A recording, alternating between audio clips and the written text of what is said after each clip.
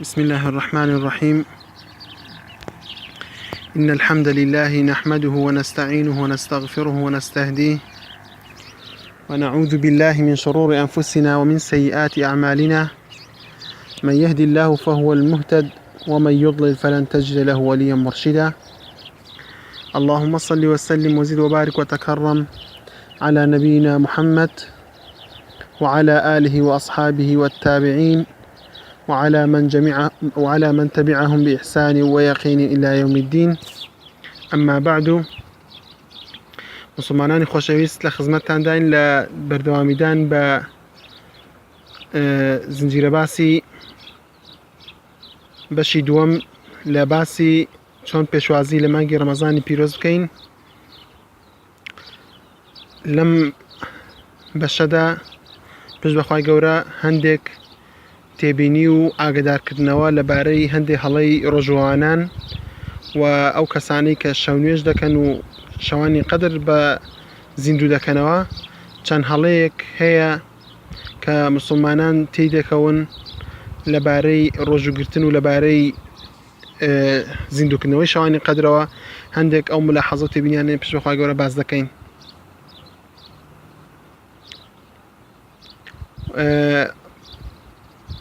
مانگی ڕەمەزانی پیرۆز مانگی عیبادەتکردنی جۆرا و جۆرە، تێیدا ڕۆژوگرتن هەیە، شەونێژ هەیە، قورئان خوێندن هەیە، سەدەقەکردن هەیە، دوعاکردن هەیە، زیکر هەیە، داواکردنی بەهەشت و پەناگرتن بەخوای گەورە هەیە لە جەهەنەم. کەسی سەرکەوتوو لەم مانگەدا ئەو کەسەیە کە ئەو کاتەکەمە و ئەو ڕۆژە کەمانەی کە لە مانگی ڕەمەزاندا بەردەستە دەیقۆزێتەوە و لە کیس خۆی نادات. شەو و ڕۆژەکەی بەردەوام مەشغوڵ دەبێت بە یادی خوای گەورە و ئەو کارێک دەکات کە لە خوای گەورەی نزیک بکاتەوە و ببێتە مای ڕەزامەندی خوای پەروەردگار و کاتەکانی بە فیڕۆ نادات. لە سەروی هەمووشیانەوە ئەوەیە ئیخلاس لە کردەوەکان و لە عیبادەتەکاندا هەبێت، چونکە هەر کردەوەیەک ئیخلاسی تێدا نەبێت ئەوە قبوڵ ناکرێت. و دوای ئەوەی کە ئیخلاسیش هەبوو دەبێت ئەو کردەوەی کە ئەنجامی دەدەی، ئەو عیبادەتی کە دەیکەی موافقەتی سنەتی پێغەمبەری خوا بێت صلی الله عليه وسلم، مخالفەی سنەتی تێدا نەبێت و بەو شێوازە بێت کە پێغەمبەری خوا صلی الله عليه وسلم بۆی بەیان کردوین. بۆیە پێویستە لەسەر هەر تاکێکی مسلمان، هەر کەسێک کە ڕۆژوو دەگرێت لە سەر هەموو ڕۆژوانان حکمەکانی ڕۆژوو بزانن، لەسەر چێ واجب دەبێت، مەرجەکانی ڕۆژوو چۆنە، لە کاتێک واجب دەبێت مەرجێک لە ڕۆژوگرتندا هەبێت، ڕۆژوگرتنەکە دەبێت چۆن بێت، چۆن ڕۆژوەکەت قبول دەبێت، و شتێکت بۆ هەیە لە کاتی بە ڕۆژوو بووندا، و شتێکت لێ حرامە لە کاتی بە ڕۆژوو بووندا. ئەوانەی کە ڕۆژوو بەتاڵ دەکەنەوە چین، یان ئەوانەی کە لە ئەزیز و پاداشتی ڕۆژوو کەم دەکەنەوە چین. هەموو ئەو حکمانە پێویستە مسلمان دیراسەی بکات و بخوێنێتەوە لەسەری و گوێ بگرێت لە مامۆستایانی بەڕێز بۆ ئەوەی شارەزایی هەبێت لە ئەوبارەی ڕۆژوەکەیەوە و ڕۆژیوێکی تێر و تەسەل و کامل بێت، بەو شێوازە بێت کە پێغەمبەری خوا و ئەسحابی پێغەمبەری خوا صلی الله عليه وسلم لەسەری بوون. و زۆر خەڵک بەڕاستی تەقسیری دەکەن، ئیمالی دەکەن لەبارەی زانینی ئەو حکمانە. بۆیە دەیانبینین زۆرجار مسلمانان تووشی زۆر هەڵە و کەم و کوڕی دەبن بەهۆی ئەوەی کە شارەزاییان نییە لە دینەکاندا و بەدوا ناکەون. لەوانە هەندێک لەو هەڵانە باز دەکەین لە چەند خاڵێکدا. ئەو هەڵانە چین بۆ ئەوەی ئینسان وریابێت ئەگەر هەر کامێکمان یەکێک لەم هەڵانەشمان هەبوو بێت بە خۆماندا بچینەوە و خۆمان ڕاست بکەینەوە و لەوانێ زۆرجار بە ئەنقەسیش نەبوو بێت بە نەزانی، لەبەرەوەی حکمەکانمان نەزانیوە و دیراسەمان نەکردووە، تووشی بە جۆرێک لە جۆرەکان کەم و کوڕیەکە بێت و بەڵکو ئینشاءڵڵا ببێتە مایەی مراجعەی نەفس. یەکەم خاڵ نەزانینی حکمەکانی ڕۆژوو و پرسیار نەکردنیش لێی. ئینسان ڕاستە هەموو شتێک نازانێت، بەڵام هەر شتێک ڕوون نەبوو، وازح نەبوو، ئەوە پێویستە پرسیار لە ئەهلی عیلم و ئەهلی ئەمانەت و سیخە بکرێت. خوای گەورە دەفەرمێت فاسألوا أهل الذكر إن كنتم لا تعلمون. پرسیار لە خاوەن زانست لە ئەهلی عیلم لەوانەی کە دەزانن بکەن ئەگەر ئێوە نازانن. هەر شتێک نایزانن پرسیار لە کەسانی شارەزا بکەن. و پێغەمبەر صلی الله علیه وسلم فەرموویەتی من يرد الله به خيرا يفقهه في الدين. هەر کەسێک خوای گەورە بیوێت تووشی خێری بکات، خێر بێنێتە ڕێگەی ئەوە لە دین شارەزای دەکات، لە دین تێی دەگەیەنێت. حەدیثەکەش لە صحیحی بوخاری مسلم داهاتووە. خاڵی دووەم هەر لە سەرەتای مانگی ڕەمەزانەوە پێشوازی لە مانگی ڕەمەزان دەکات بە گاڵتە و گەپ، لە باتی ئەوەی کە یادی خوای گەورە بکە و سوپاسی خوای گەورە بکە کە بە مانگی ڕەمەزانی گەیاندوین، و لە باتی ئەوەی پێشوازی لە مانگی ڕەمەزان کە بە تەوبەیەکی ڕازگۆ بەگەڕانەوە بۆ لای خوای پەروەردگار بە لۆمەکردنی نەفس و بە خۆداچوونەوەی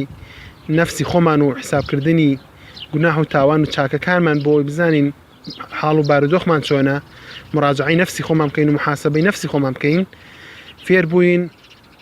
هەر لە سەرەتاوە بە گاڵتە و گەپ و بە کات بەفیڕۆدان پێشوازی لە مانگی ڕەمەزان دەکەین. کەمەش هەڵەیەکی ترە. هەڵەی سێیەم هەندێک کەس دەبینین لە موسڵمانان کە ڕەمەزان دێت تۆبە دەکەن، نوێژ دەکەن، ڕۆژوو دەگرن، کاتێک کە ڕەمەزان تەواو بوو دەگەڕێنەوە بۆ سەر ئەوەی کەواز دێنن لە نوێژدا، واز لە نوێژەکان دێنن، کاری خراپە ئەنجام دێنەوە، واز لە ڕۆژوگرتنی کە دێنن. ئەوە بەڕاستی کارێکی زۆر خراپە و ئەو کەسانش کە بەم جۆرە بن ئەوە گوناح و تاوانێکی زۆری هەیە، چونکە ئەم کەسانە خوا ناناسن تەنها لە ڕەمەزاندا نەبێت، کەواتە ئەمەش خەتەریاتە ئەگەر تۆ بێی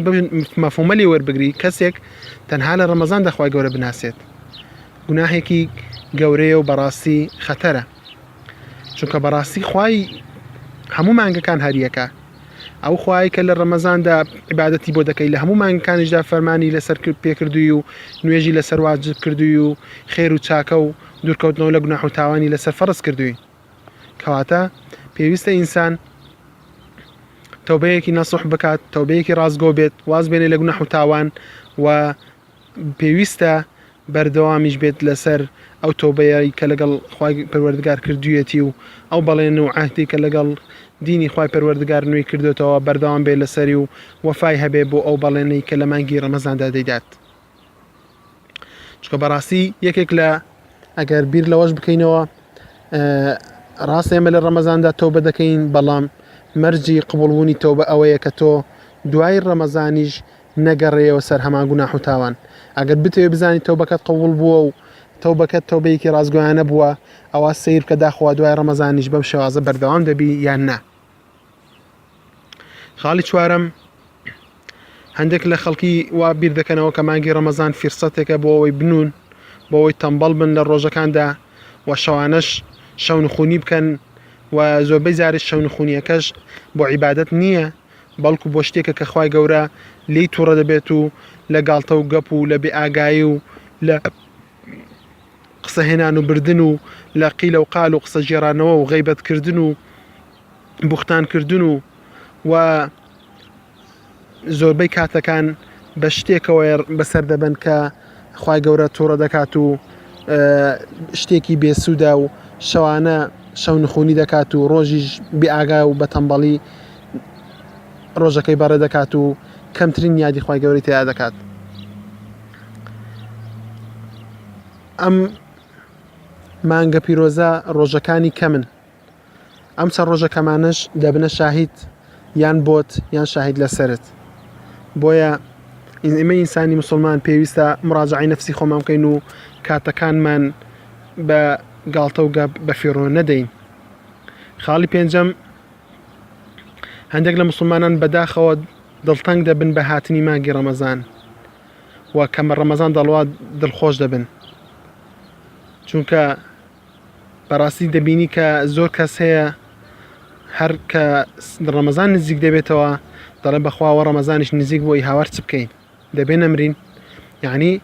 بە جۆرێک لە جۆرەکان ئیشتیاق بۆ ڕەمەزان لە دڵیدا نییە. ئەمەش لەبەر ئەوەیە کە لەو مانگەدا وا دەبینێت کە نەفسی مەحروم دەبێت لە ممارەسەکردنی ئەو شتانەی کە نەفسی حەزیلێتی و لە شەهەوات و لە خواردن و لە خواردنەوە و لەو شتە کاتیانەی کە کاتی ئینسان بە فێڕۆ دەدات. و ڕۆژگرتنەکەشی لە ڕەمەزاندا ڕۆژوکردنێکی وە شوێن پێی خەڵک دەکەوێت وە دوا خەڵک دەکەوێت تەقلیدیە و هیچ نیەتێکی دڵی بە خۆشەویستی و ئیشتیاق بۆ ڕۆژوو تێدا نییە بەڵکو هەر لاسایکردنەوەیەک و عادەتێک و تەقالیدێکە لە منداڵیەوە وەری گرتووە و یا زۆر جار لەبەر قسەی خەڵک و بەو شێوازە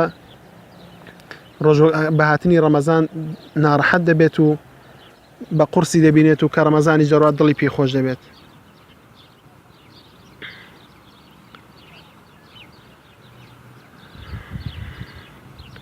و خاڵی شەشەم لە هەڵەکان ئەوەیە زۆر کەس هەیە بە تایبەت ئێستا گەنجان کە بەداخەوە لە شارەکەی خۆشماندا زۆر ئەم دیاردەیە بڵاو بۆتەوە گەنجان و بە تایبەت گەنجەکانمان شەوەکان لە کافیتریا و لە یاریگاکان و لە سوڕانەوە بە جادەکاندا و دانیشتن لەسەر شۆستەکان و لە یاریکردن و گاڵتەوگەبدا بەسەر دەبن بە تایبەت شەوانە بەڕاستی جێگای داخ و ئەسەفە ئەوەندەی کافتریاکان پڕ دەبن مزگەوتەکان نابینی ئەوەندە خەڵکی لێبێت هەر کۆڵانێک دەگەڕێی هەر گەڕەکێک دەبینی هەر شوێنێک دەبینی لە گەڕەکێکدا دووسێ کافتریا کراوەتەوە گەنجەکان بەڕاستی مصیبەتە کە ئاوا گەنجان بەو شێوازە شەوانە تا درەنگ تا کاتی پارشێ و زۆرێک لەوانەش ڕۆژوش دەگرن بەڵام کاتەکانیان لە کافتریاکان و نێرگە لە خواردن و شتی بێسوودا بەسەر دەبن و دوای ئەوەش زۆربەی زۆری ئەو حاڵگەنجانە هەر لەو کاتەدا کە تا درەنگ لە دەرەوەن لە دوای نیوەی شەوە دواتر لە کاتی پێشەوەی کاتی نوێژی بەیانی بێت دەخەون و نوێژی بەیانی ناکەن یاخود بە جەماعەت نایکەن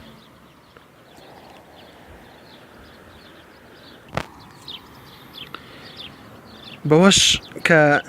پێشەوەی نوێژی بەیانی بکەن یان جەماعەتی بەیانی بکەن کە دەخەون تووشی چەند مخالەفەیەک و گوناح و تاوانێک دەبن یەکەمیان لەم گوناح و تاوانانە ئەوەیە کە شەونخونیەک دەکەن کە بێسوودە لە پێناو خوای گەورە نییە و پێغەمبەری خوا صلی الله علیه وسلم بەلایەوە کەڕاهیەتی هەبووە کە پێش نوێژی عیشا بخەوێت و لە دوای نوێژی عیشاش قسە بکات تەنها لە خێر و چاکەدا نەبێت حەدیثێکمان هەیە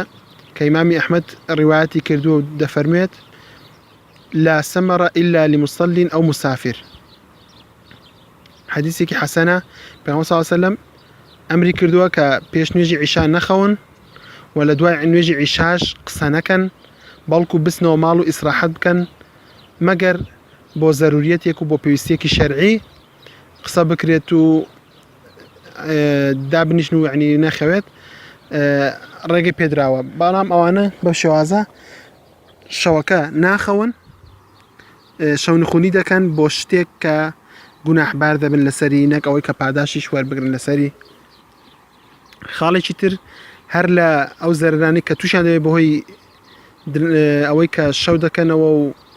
شەوەکەیان لە کافتریا و لەو شوێنانە و بە شەونخونی بە گاڵتە و گەپەوە بەسەر دەبن زەرەرێکی تر دووەم زەرەر ئەوەیە کە ئەو کاتە پیرۆزانەی کە لە ڕەمەزاندا هەیەە بە فیڕۆی دەدەن بەوێەوەی هیچ ئیسفادەی لێ بکەن و ئینسان لە ڕۆژی دواییدا هەڵدەکێشێت و حەسرەت هەڵدەکێشێت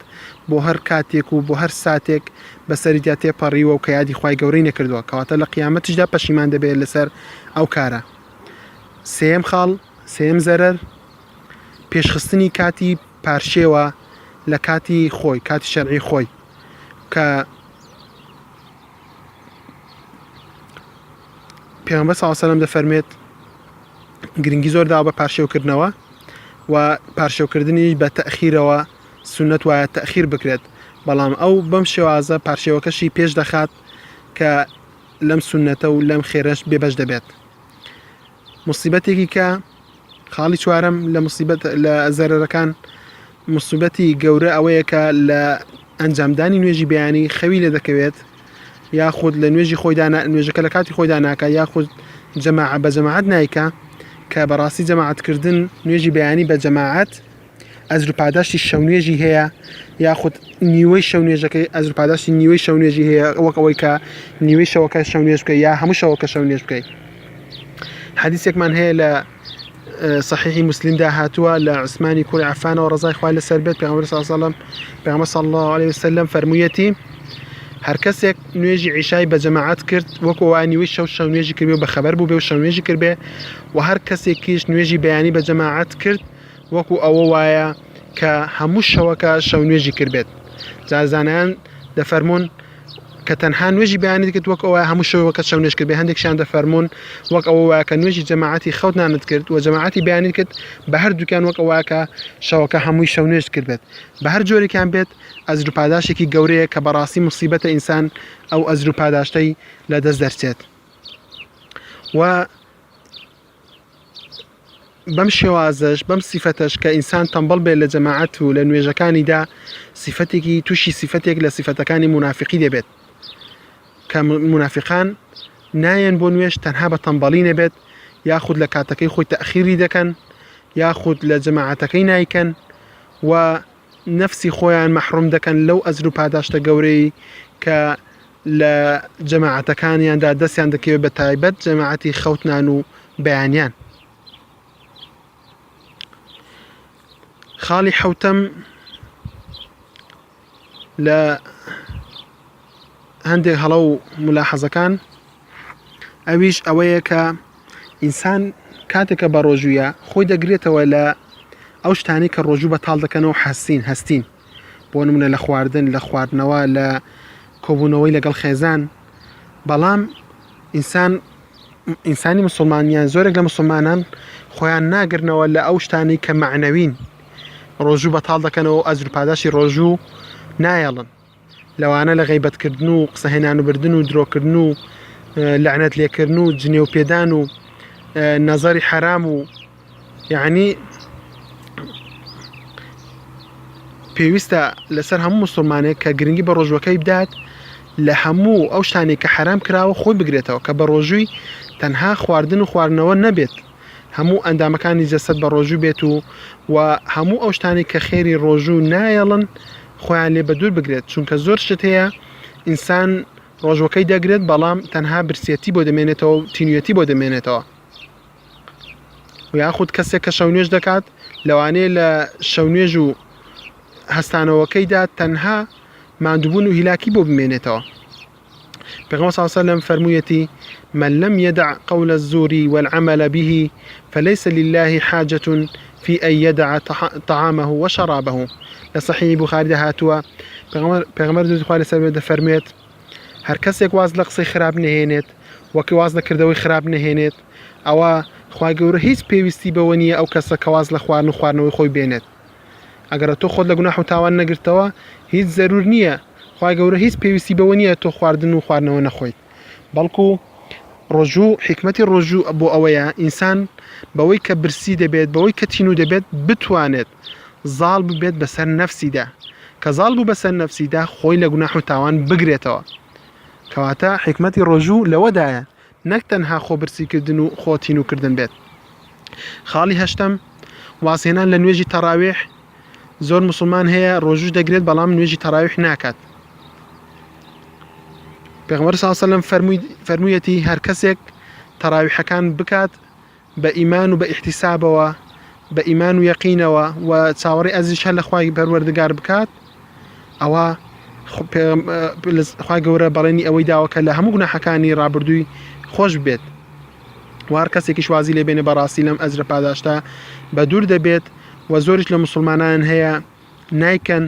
یاخود زۆر کەم دەکەن یەک دوو ڕەکەعات دەکەن و دوای دەڕۆن بەجێ دێڵن تااقەتیان نامێنێت یاخود زۆر پەلەی لێ دەکەن بە بیانووی ئەوەش ئەوە کارە دەکەن و ئیهمالی تیا دەکەن دەڵن کاکە خۆمە سونەتە واجب نییە. بەڵێ ڕاستە سونەتە بەڵام سونەتێکی مؤکەدەیە پێغەمبەر صلی الله علیه وسلم کردوویەتی خولەفای ڕاشیدین کردویانە تابعین کردویانە بەڕاستی و ئەمە سونەت کە دەڵێن سونەت ئەوە نییە شتێکی کەم بێت سنت ئینسان پێی لە خوای گەورە نزیک دەبێتەوە هۆکاری لێخۆشببوونی خوای گەورەیە هۆکاری ئەوەیە کە ئینسان دوعاکانی قبول ببێت و لەوانەیە ئینسان کاتێک کە تەراویح دەکات کێناڵێ ئەو شەوەی کە تۆش تەراویحی یا دەکەی شەوی قەدر نییە ئەوە ئەجر و پاداشتێکی زۆر گەورە تیادا دەست دەکەوێت و هەر کەسێکیش نوێژی تەراویحی بە جەماعەت کرد لەگەڵ ئیمام وەک ئەوە وایە ئەو شەوە هەموو شەو نوێژی کرد بێت ئەجر و پاداشتی ئەو شەو نوێژی ئەو شەوەی دەست دەکەوێت ئەجر و پاداشتێکی زۆر گەورەیە بەڵکو خوای گەورەش بیکاتە نسیبی ئێمە هەموو مسلمانان ئەو شەوە کە تیدا تەراویح دەکەین شەوی قەدر بێت کەواتە ئەجر و پاداشتی شەوی قەدریشت دەست دەکەوێت کە دەڵێن سنت پێویستە ئینسان زۆر بە گەورەی تەماشای بکات چونکە وەکو وتمان هۆکاری لێخۆشببوونی گوناح و تاوانەکانە و هۆکاری زیادکردنی چاکەکانە و هۆکاری بەرزبوونەوەی پلەی ئینسانە و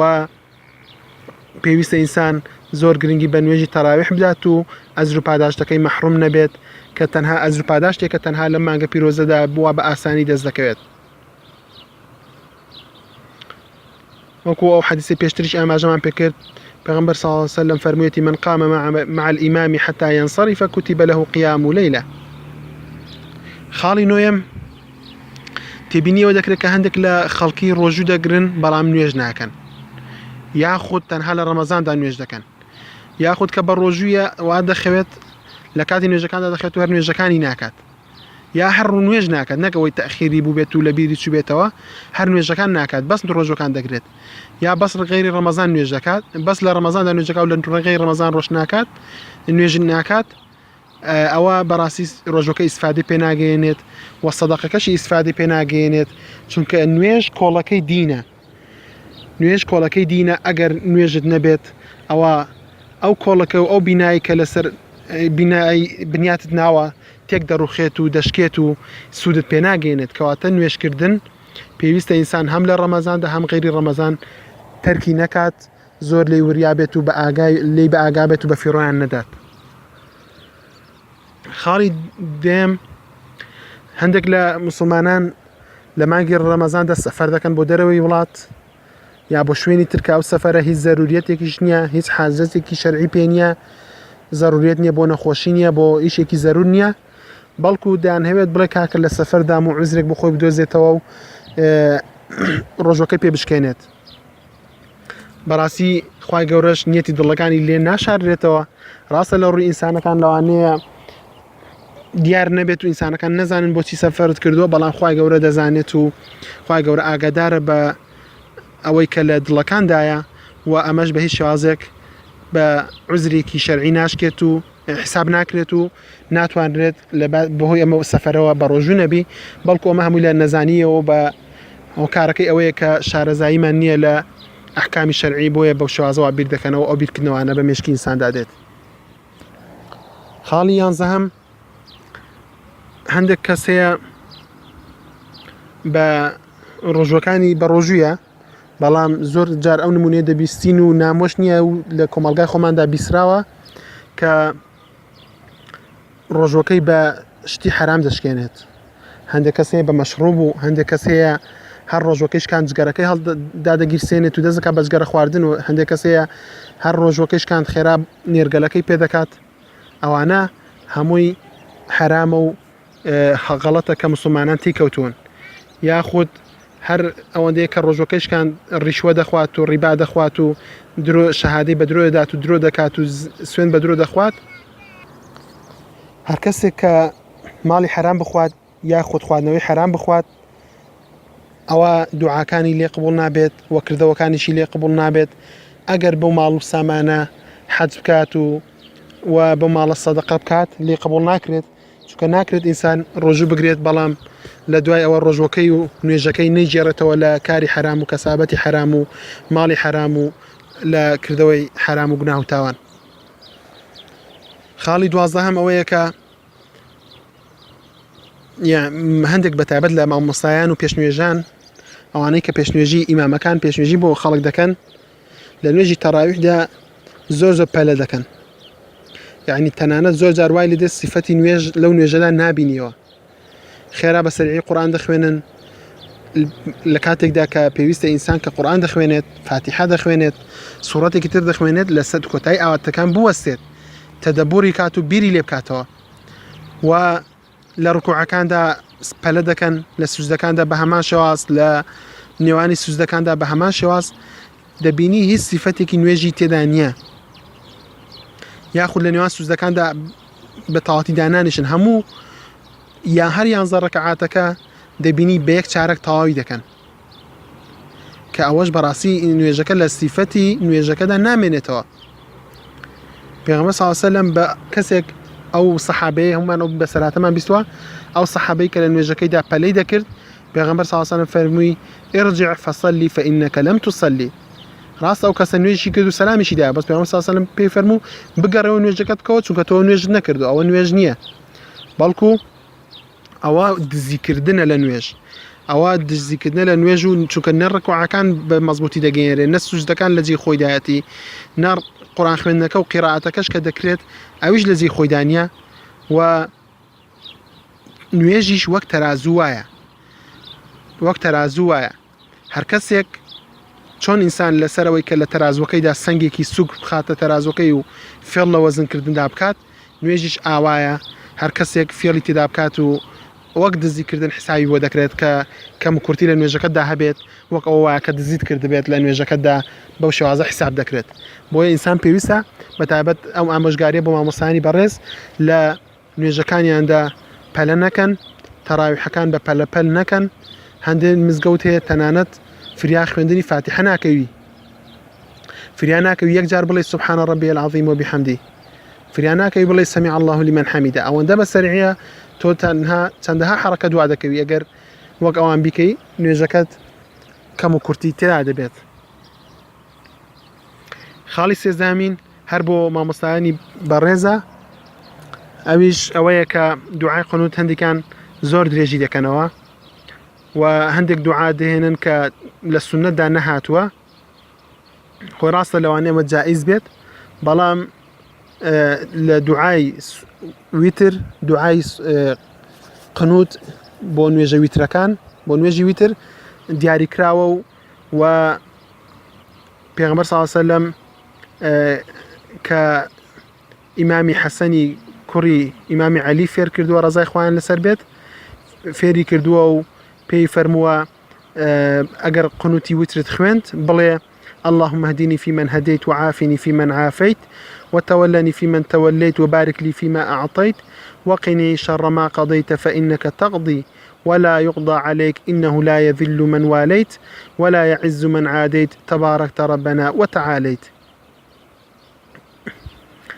وحديثكش إمام الترمذي رواتي كردوه فرميتي حديثك حسنة وفرميتي لبيغمبر صلى الله عليه وسلم باشتر لما النبي سوى قنوت يعني ما باشرين دعاءك لقنوت دا بخمرت وإمام علي رضا ورحمة إخوة لسربيت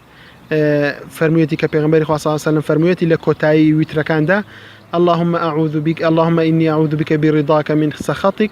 وبمعافاتك من عقوبتك وأعوذ بك منك لا أحصي ثناء عليك أنت كما أثنيت على نفسك أو إمامي أحمد أهل السنة كان جراوي يعني توا و پیغمبر صلى الله عليه وسلم عادة حزي لو ولا دعاء كان دا دعاء گشتگیری کردو ئەوانەی کە بە یەک دوعا چەند مانایەک لە خۆ دەگرن ئەو دوعایانەی کردووە بۆیە ئینسان ئەگەر دوعای تریشی کرد محاوەلە بکات لە دوعای قنوتەکانیدا زۆر درێژی نەکاتەوە و کورتی بکاتەوە و ئەو دوعایانەش بکات کە لە سونەتدا هاتون و لە وارد بوون لە سونەتدا بۆی ئەزیەتی مسلمانان نەدا مەوەسمان لەوە ئەوەیە کە مسلمانان ئەزیەت نەخۆن بەڵکو سنت ئەوەیە کە لە فاتحە و لە سوورەتەکانی لە قیراءەت و لە ڕکوع و لە سوجدەوانەدا درێژ بکرێتەوە و قنوت درێژ نەکرێتەوە بەو شێوازە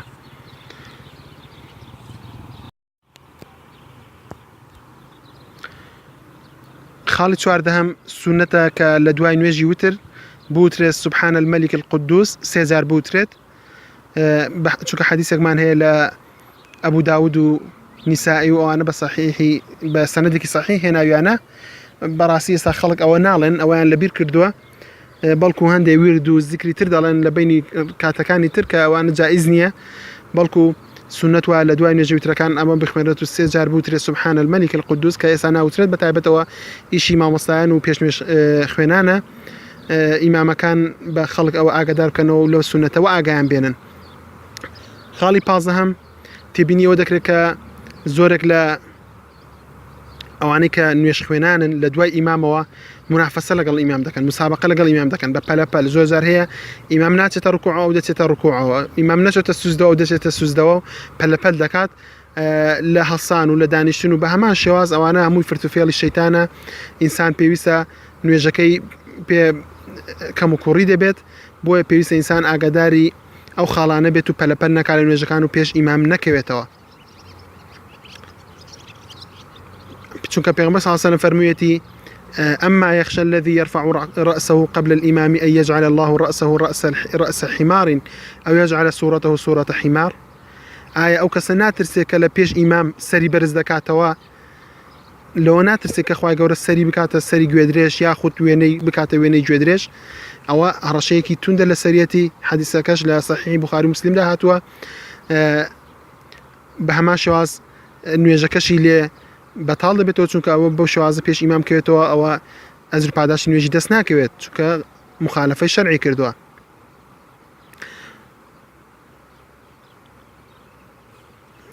خاڵی 16 ئەوەیە کە هەندێک بە هەمان شاسا لە نوێژ خوێنان و ئەوانی کە لە دوای ئیمامەوە نوێژ دەکەن لە نوێژەکانیاندا بەتابەت لە شەو نوێژی کاتی نوێژی ڕەمەزاندا لە کاتی ئەوانەی کە دوایەوە تەراویح دەکرێت زەریوە شەوانە شەو نوێژ دەکەنەوە بە جەماعەت بەتابەت لە شەوانی قەدردا زۆر جارەوە دەبینرێت هەڵدەستنەوە لە نوێژەکانیاندا قورئانیان بەدەستەوە قورئان دەخوێنن خۆیان قورئان دەخوێنن لە کاتێکدا کە ئیمام قورئان دەخوێنێت فاتحەی تەواو کردو قورئان دەخوێنێت ئەوانش قورئانێک تاو دەدەن و لە نوێژدا بەدەستیەوە دەگرن و قورئان دەخوێنن کەەوەش بەڕاستی کارێکی شەرعی نییە چونکە لە سەحابە و لەوانەدا ئەمە نەبینراوە مەگەر کەسێک بیەوێت کە بزانن ئیمامەکە قیراەتی باش نییە و بێ لەبەر دەیخوێنێت و لەوانەیە هەڵە بکات بۆ ڕاستکردنەوەی هەڵە بێت و ئەوانش قورئانیان لەبەر نییەوە جیاوازە بەڵام پێویستە لەسەر مەئموم ئەو کەسێک کە لە دوای ئیمامەوە نوێژ دەکات گوێ لە قورئانی ئیمامەکە بگرێت و پێویستە بێدەنگ بێت چونکە خوای گەورە لە قورئان دەفەرمێ وإذا قرئ القرآن فاستمعوا له وأنصتوا لعلكم ترحمون کاتێککە قورئان خوێنراوە گوێ ببگرن و ئێوە بێدەنگ بن بەڵکو خوای گەورە ڕەحمتان پێ بکات. و ئیمامی ئەحمەد دەفەرمێت کە خەڵک یعنی مەبەستی پێ لە سەحابە و زانایانە کۆکن لەسەرەوەی کە ئەم ئاەتە مەبەستی پێلەوەیە کە قورئان لە نوێژدا خوێنرا لە نوێژدا بێدەنگ بی و گوێ بۆ بگریکەواتە نابێت لە نوێژدا ئەو کەسێک کە لەگەڵ ئیمام نوێژ دەکات مەشغوڵ ببێ بە قورئان خوێنەوە و خۆی قورئان تاوداتێ بەڵکو باشتر وایە کە گوێ لە قورئان خوێندنەکەی ئیمام بگرێت. خاڵی 17 ئەوەیە کە هەندێک لە مامۆستایانی مزگەوت